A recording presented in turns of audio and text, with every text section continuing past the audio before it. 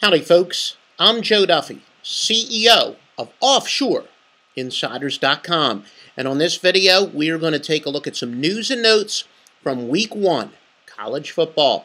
Now as you know here at OffshoreInsiders.com, when it comes to non-handicapping positions, I'm big time in the nepotism, and I do want to announce that my stagehands, Jordan and Abby Duffy, my two youngest kids, are being promoted to executive stagehands. What a great job they did on the background. All right, let's get straight to it. The news and notes for Week 1 of college football. And I want to tell you one other thing. We are still in the process of compiling news and notes. We haven't made our official picks. We know we're going to be having quite a few winners for this weekend. We've got a few that are penciled in. But we haven't completed the research. Go to joeduffy.net where you can get some free picks. And go to offshoreinsiders.com, click on the article section where you can get more updated news and notes, trends, and more. Now, the football season kicks off Thursday. Minnesota at Middle Tennessee State. One of the most appropriately named players in the entire country, Dwight Dasher, who is the Middle Tennessee State quarterback, suspended. He will not be in this game. There was a lot of sharp money on Middle Tennessee State early before this was announced, and a lot of Sharpies wound up buying back. They wound up betting the other side. They paid the 10% juice to get out of this bet. As a result, Middle Tennessee State's going to be starting Logan Kilgore. He will be taking his first snap ever as a starter. How good is Dwight Dasher? He was the Sun Belt's preseason Offensive Player of the Year. It's Pittsburgh against Utah. Panthers have a first-time starter at quarterback, two new starting cornerbacks, and a new middle linebacker. Quarterback Tino Sinceri is a redshirt sophomore. He's got a combined total of 17 passes. 17 passes under his belt. Of course, none were as a starter. Pittsburgh is also dealing with a much higher altitude this week. Utes are 13-0 straight up when they've had more than a week to prepare.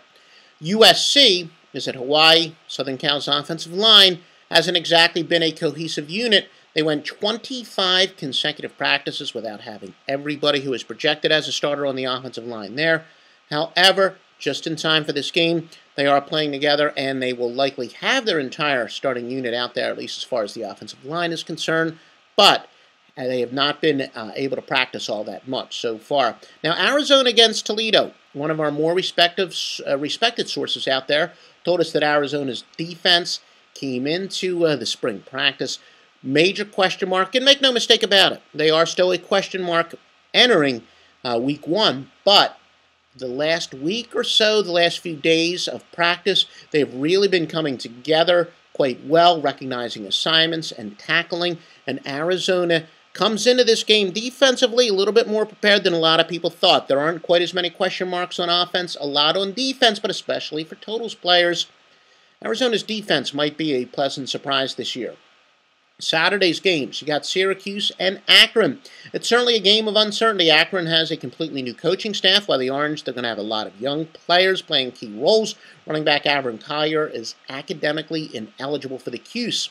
A lot was really expected of him. He's a sophomore. He averaged 6.8 yards per carry last year and found the land of milk and honey 2 times, and we've got a lot more news and notes coming, but remember, the best handicappers in the business are at offshoreinsiders.com. This year, we've added scoresoddspicks.com. Professional gamblers at scoresoddspicks.com.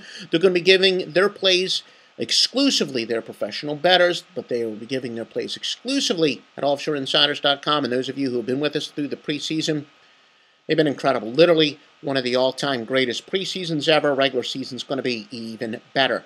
Utah State, I should say, in Oklahoma, one of the top defensive tackles in the country, the Sooners' Adrian Taylor, is a game-time decision in that one. Now, the truth is Oklahoma's obviously not going to need him to win, but spread-wise, can Utah State eat up the ground? A lot of Sharpies will be keeping a very close eye to Adrian Taylor. Big guy, defensive tackle, one of the best in the country. Miami of Ohio against Florida. Gators are going to be without 2 offensive tackles, Xavier Nixon and Matt Matcham. The shuffling is being done. Remember, John Brantley is making his first start ever quarterback. He is replacing a fellow by the name of Tim Tebow, arguably the greatest quarterback ever. So again, Florida, they're certainly going to win this game, but new quarterback, an offensive line that's a little bit banged up. one of those things we're going to keep in mind. San Jose State and Alabama Heisman Trophy winner Mark Ingram is out. But for this specific game, it may not be a major crisis. His replacement, Trent Richardson, is without question a big-time player, but the Crimson Tide could be in a major look-ahead situation. Next Saturday, they're going to be hosting Penn State. SMU and Texas Tech, this is the first game as head coach in the Tommy Tuberville era at Texas Tech. Now, the big question mark is really every bit as much for totals players. Remember, we said time and time again that points scored, whether it's points given up on defense, points scored on offense, really has much more to do with pace than the offensive or defensive competence. So what kind of style is Tommy Tuberville going to play? Remember, he comes from the smash mouth SEC, although he did try to open some things up when he was at Auburn. Don't look for him to bring that much of an SEC style. He is expected to continue the Texas Tech air raid. Why? He did hire Neil Brown as offense coordinator. Neil Brown comes from Troy, where Troy averaged 487.5 yards per game last year, which was third in the nation. So, a lot of you might see high totals with Texas Tech. You're going to say, Tommy Tuberville's the coach. That's a steal. Not so fast, not so fast. All indications look like the Tuberville is going to be more in the Texas Tech tradition than he is going to be bringing an SEC style. All right, again, this isn't the last of our free information. Two main sources, joeduffy.net. We're putting some picks there as well as some trends. Also, offshoreinsiders.com. Click on the article section. We're going to have free picks from people like Matt Rivers. Matt Rivers, another guy, he'll be beginning his first full football season here at offshoreinsiders.com. He came from that site that also lost their marquee handicapper, Brandon Lang, but Matt Rivers, the all-time winningest handicapper on a syndicated network of sites, but he decided he's got to come to the show, offshoreinsiders.com, where it's always going to be about winning first and foremost.